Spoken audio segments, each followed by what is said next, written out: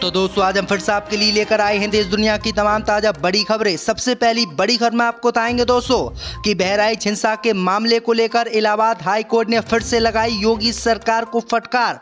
Bulldozer action पर जवाब दाखिल नहीं करने पर लिया एक्शन। अब बहराइच हिंसा में मुसलमानों के घरों पर बुलडोजर नहीं चला पाएगी योगी सरकार। गाजा पट्टी में इजराइल की बमबारी के बीच रूस पहुंचा हमास का डिप्टी सेना प्रमुख। व्लादिमीर पुतिन से कर ली डील, नेतन्याहू की उड़ी नींद। बहराइच के बाद अब उत्तरकाशी में हिंदूवादी संगठनों ने मस्जिद पर किया हमला।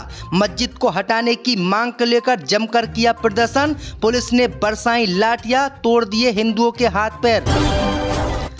अतीक अहमद की मौत के बाद 1 साल बाद अतीक अहमद के छोटे बेटे उमर को सीबीआई कोर्ट ने दी जमानत, जल्द जेल से आएंगे बाहर। गाजा पट्टी में जंग के बीच इजराइल के सबसे बड़े दुश्मन लेबनान की मदद करने उतरा फ्रांस। फ्रांस ने 10 करोड़ यूरो हिजबुल्लाह को देने का किया ऐलान। अब इजराइल में मचेगी और तबाही। 2020 के CAA दिल्ली दंगे को लेकर सिपाही पर पिस्तौल तानने वाले शाहरुख पठान को दिल्ली हाई कोर्ट ने नहीं दी जमानत। 4.5 साल से जेल में ही है शाहरुख पठान। तो दोस्तों सभी खबरों को आपको एक एक कर बताने वाले हैं। वीडियो को लाइक कर चैनल को सब्सक्राइब कर दें। इसी बीच पर तो दोस्तों अगली खबर की ओर। तो बहराइच हिंसा के मामले में हाई कोर्ट ने योगी सरकार को फिर से लगाई फटकार। जवाब दाखिल नहीं करने पर लिया एक्शन।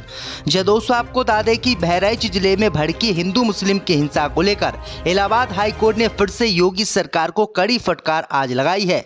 दरअसल आपको बता दें कि ये फटकार बुलडोजर एक्शन को लेकर योगी सरकार को लगाई गई है।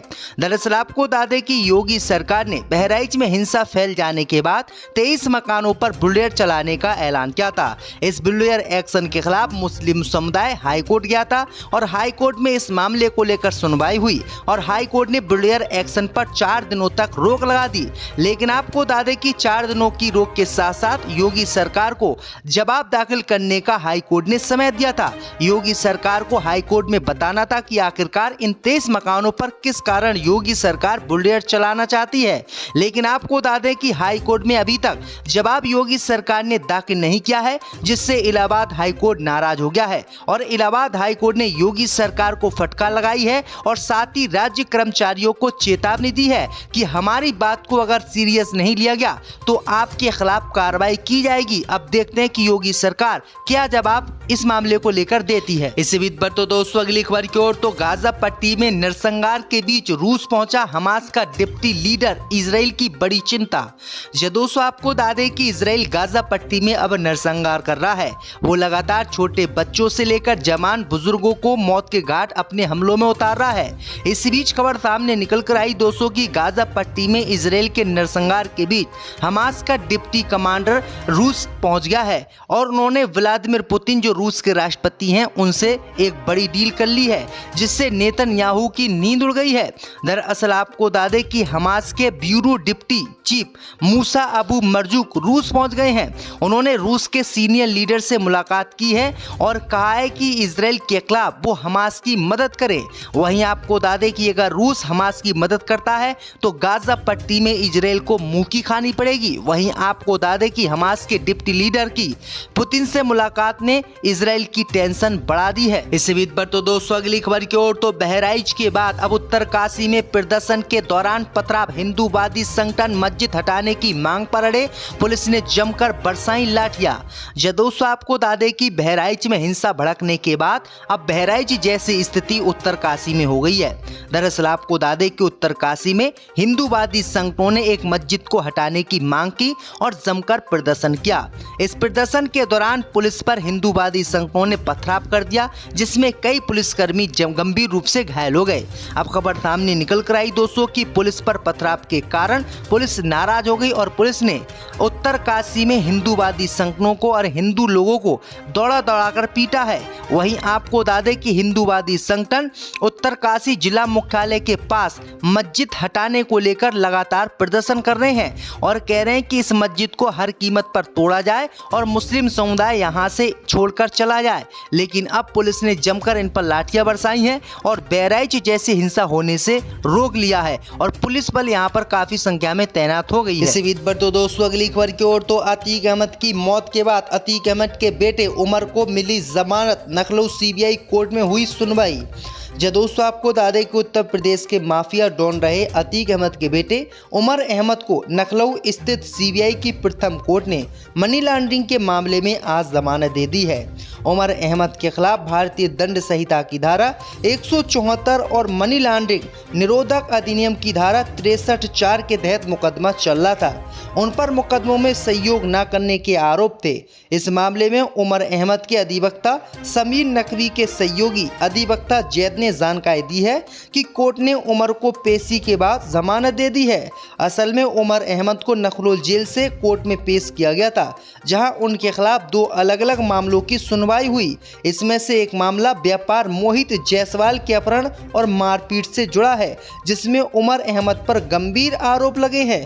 लेकिन अब उमर अहमद को सीबीआई कोर्ट ने मनी लॉन्ड्रिंग के मामले में जमानत दे दी है और अतीक अहमद का बेटा उमर बहुत जल्दी जेल से बाहर आ जाएगा।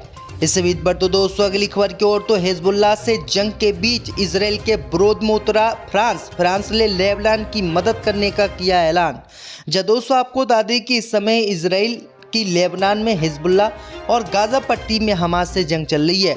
इसी जंग के बीच इजराइल को उसके पड़ोसी देश फ्रांस से तगड़ा झटका लगा है। दरअसल आपको बता दें कि लेबनान की मदद करने को फ्रांस आगे आया है। फ्रांस के राष्ट्रपति इमैनुअल मैक्रोन लेबनान की मदद करने के लिए गुरुवार को एक अंतर्राष्ट्रीय सम्मेलन में पहुंचे। यहाँ उन्होंने लेबनान की मदद के लिए 10 करोड़ यूरो यानी 10.8 करोड़ डॉलर का सहायता पैकेज लेबनान को देने का ऐलान किया। मैक्रोन ने कहा है कि लेबनान के लोगों के लिए तत्काल व्यापक सहायता की जरूरत है, जिसमें युद्ध से विस्थापित हुए हजारों लोग तथा उन्हें शरण दे रहे समुदाय दोनों शामिल हैं। दरअसल आपको बता दें कि अब तक लेबनान में इजराइल के हमलों से 2500 से ज़्यादा लोगों की मौत हो चुकी है और इसी मामले को लेकर फ्रांस अब इजराइल के विरोध में उतर आया है और फ्रांस ने इजराइल को हथियार देने पर भी रोक लगा दी है। इसी बीच पर तो दोस्तों अगली खबर की ओर तो दिल्ली दंगों के दौरान सिपाही पर पिस्तौल तानने वाले शाहरुख पठान को दिल्ली हाई कोर्ट ने नहीं दी जमानत। दोस्तों आपको बता दें कि 4.5 साल पहले 2020 में नागरिकता संशोधन कानून को लेकर उत्तर पूर्वी दिल्ली में हुए दंगे के आरोपी शाहरुख पठान को दिल्ली हाई कोर्ट से राहत नहीं मिली है। शाहरुख ने दिल्ली हाई कोर्ट में जमानत याचिका दायर की थी। इस पर कोर्ट ने सुनवाई करने के बाद उसे जमानत पर रिहा करने का आदेश देने से मना कर दिया है। शाहरुख पठान ने दंगों के दौरान दिल्ली पुलिस के सिपाही पर पिस्तौल तान दी थी। पठान पर दंगा करने, विभिन्न समुदाय के बीच नफरत और दुश्मनी को बढ़ावा देने वाले गैर कानूनी जमावड़े सहित कई अपराधों का आरोप है। पठान हिंसा के दौरान हेड कांस्टेबल दीपक दहिया पर पिस्तौल तानने और रोहित शुक्ला नाम व्यक्ति की हत्या की कोशिश के 2 आरोप में अभी जेल में बंद है और बहुत तिहाड़ जेल में बंद है। लेकिन 2020 से अभी तक उनको जमानत नहीं दी गई है, जबकि जितने भी हिंदू आरोपी इस हिंसा में शामिल थे उन सभी को कोर्ट ने जमानत दे दी है। इसी बीच पर तो दोस्तों अगली खबर की ओर तो वायनाड में कांग्रेस का हुआ इस्लामीकरण। प्रियंका गांधी की वायनाड रैली में हर तरफ दिखे हरे झंडे। दोस्तों आपको बता दें कि कांग्रेस महासचिव प्रियंका गांधी ने बुधवार 23 अक्टूबर को केरल की वायनाड लोकसभा सीट से अपना नामांकन दाखिल किया। इस दौरान उनकी मां सोनिया गांधी, भाई राहुल गांधी, कांग्रेस के अध्यक्ष मल्लिकार्जुन खड़गे और पार्टी के संगठन महासचिव केसी वेणुगोपाल मौजूद रहे। प्रियंका गांधी ने वायनाड से नामांकन दाखिल करने से पहले अपनी मां और भाई के साथ एक भव्य रोड शो किया। इस रोड शो में हजारों की संख्या में लोग शामिल हुए और इस दौरान रोड के झंडे को लेकर कांग्रेस पार्टी अपने विपक्षियों के निशाने पर आ गई है। दरअसल आपको बता दें कि सोशल मीडिया पर बीजेपी से जुड़े और उसके समर्थक माने जाने वाले कई लोगों ने दावा किया है कि प्रियंका गांधी के रोड शो में सिर्फ हरे झंडे ही दिखाई दिए। हमारे राष्ट्र ध्वज तिरंगे का वहां पर नामो निशान तक दिखाई नहीं दिया। दरअसल आपको बता दें कि वायनाड एक मुस्लिम बहुल क्षेत्र है, जहां पर मुसलमानों की सबसे ज़्यादा आबादी है और इसी कारण यहां पर हरे झंडे दिखाई दिए। इसी बीच पर तो दोस्तों अगली खबर की ओर तो यूपी उपचुनाव के लिए बीजेपी ने जारी की 7 उम्मीदवारों की लिस्ट, 2 सीटें छोड़ी।